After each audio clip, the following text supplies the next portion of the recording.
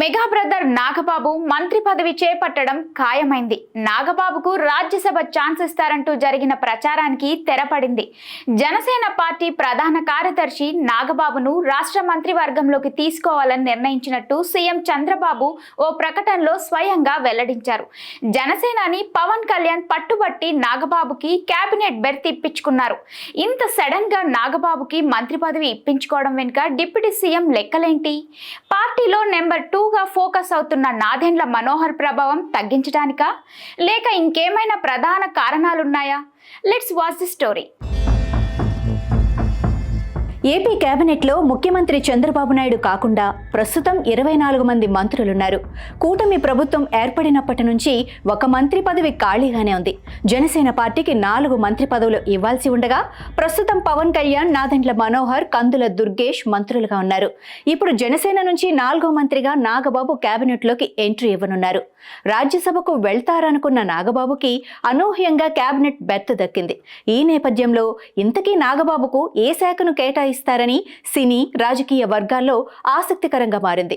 ఇదిలా ఉంటే నాగబాబు అంత సడన్ గా కేబినెట్ బెర్త్ దక్కించుకోవడం రాష్ట్ర రాజకీయాల్లో చర్చనీయాంశంగా మారింది. ప్రస్తుతం పౌర సరఫరాల శాఖ మంత్రిగా ఉన్న నాదెండ్ల మనోహర్ జనసేన పార్టీలో మొదటి నుంచి నెంబర్ 2గా ఫోకస్ అవుతున్నారు. ఇప్పుడు నాదెండ్లకు చెక్ పెట్టడానికే నాగబాబుకు మంత్రి పదవా అన్న చర్చ మొదలైంది. డిప్యూటీ సీఎం పవన్ కళ్యాణ్ స్వయంగా చంద్రబాబుతో చర్చించి మరీ నాదెండ్ల స్థానంలో ఇప్పుడు కుడిభుజంగా సొంత అన్ననే తెచ్చుకుంటున్నారన్న టాక్ వినిపిస్తోంది. నాదెండ్ల మనోహర్ కాంగ్రెస్ నుంచి తన పొలిటికల్ కెరీర్ స్టార్ట్ చేసి ఉమ్మడి రాష్ట్రంలో స్పీకర్ గా పనిచేశారు. ఆయన తండ్రి మాజీ ముఖ్యమంత్రి నాదెండ్ల భాస్కర్ రావు కాంగ్రెస్ అండతో తెలుగుదేశం ఆవిర్భావం సమయంలో ఎన్టీఆర్ ను వెన్నుపోటు పొడిచి గద్దెదించారు. గతంలో ఎన్టీఆర్ కు నాదెండ్ల భాస్కర్ రావు వెన్నుపోటు పొడిచినట్టే ఇప్పుడు నాదెండ్ల మనోహర్ కూడా పవన్ కళ్యాణ్ కు ఏదో ఒక రోజు వెన్నుపోటు పొడుస్తారన్న అనుమానం జనసేన కార్యకర్తల్లో ఉందనేది ఒక ప్రచారం. గత ఎన్నికల్లో కాపు సామాజిక వర్గం అంతా పవన్ కళ్యాణ్ కి అండగా నిలిచి కూటమిని గెలిపించింది. అలాంటప్పుడు జనసేనాని సొంత సామాజిక వర్గానికి కాకుండా నాదెండ్లకు నెంబర్ 2 స్థానంలో ఉంచడం పైన జన సైనికుల్లో అసహనం ఉన్నట్టు సమాచారం. 2019లో పార్టీ తరపున గెలిచిన ఒకే ఒక్క ఎస్సీ ఎమ్మెల్యే సైతం పార్టీని వీడటానికి నాదెండ్ల మనోహర్ వైఖరే కారణమని జన సైనికులు భావిస్తున్నారని తెలుస్తోంది.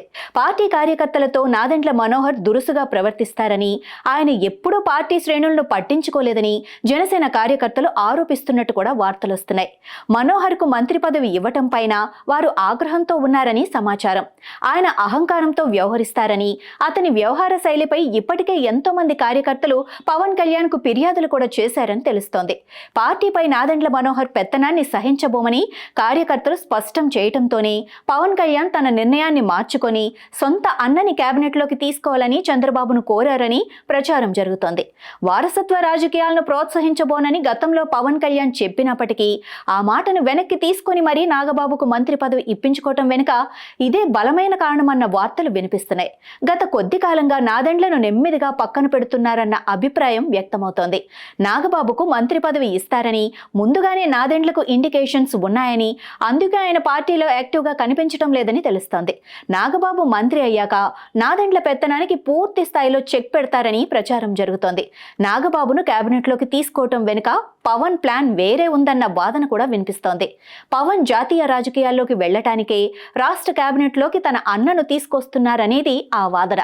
ఈ మధ్య ఆయన తీసుకున్న సనాతన ధర్మం నినాదంతో హిందుత్వవాదిగా ఆయనకు దేశవ్యాప్త ఇమేజ్ వచ్చింది. ఈ క్రమంలో ఆయన స్థానికంగా కంటే ఢిల్లీలో ఉంటే మంచిదని బీజేపీ హైకమాండ్ కూడా భావిస్తున్నట్లుగా చెబుతున్నారు. ఇదే విషయంపై ఇటీవల ఢిల్లీ పర్యటనలో చర్చలు జరిగినట్టు సమాచారం. ఎన్నికల సమయంలోనే పవన్ ను ఎంపీగా పోటీ చేయమని అమిత్ షా అడగటం, కానీ పవన్ ఎమ్మెల్యేగా పోటీ చేయడానికి ఇష్టపడటంతో ఆ ప్రపోజల్ ఆగిపోవటం తెలిసిందే. ఇప్పుడు డిప్యూటీ సీఎం అవ్వటం, జాతీయ స్థాయిలో ఇమేజ్ రావటంతో తమిళనాడు, ఢిల్లీతో పాటు ఇతర చోట్ల ప్రచారానికి ఉపయోగించుకోవచ్చన్నది ఎన్డీఏ పెద్దల వ్యూహంగా తెలుస్తోంది. ఈ క్రమంలో పవన్ ఢిల్లీలో ఉంటేనే మంచిదని బీజేపీ అధిష్టానం భావిస్తోందని, అందుకోసం అతన్ని కేంద్ర కేబినెట్లోకి తీసుకునే అవకాశం కూడా ఉందనేది రాజకీయ వర్గాల్లో వినిపిస్తున్నమాట. అంతా అనుకున్నట్లుగా జరిగితే పవన్ జాతీయ రాజకీయాల్లో బిజీ అయిపోతారు. అప్పుడు రాష్ట్రంలో పార్టీని కనిపెట్టుకుని ఉండటంతో పాటు ప్రభుత్వంలో జనసేన మార్కు తగ్గకుండా చూసుకోవటానికి తన మనిషిగా ఒకరు ఉండాలని పవన్ భావించారని, అందుకే నాగబాబును కేబినెట్లోకి తెస్తున్నారని జనసేన వర్గాల్లో చర్చ జరుగుతోంది.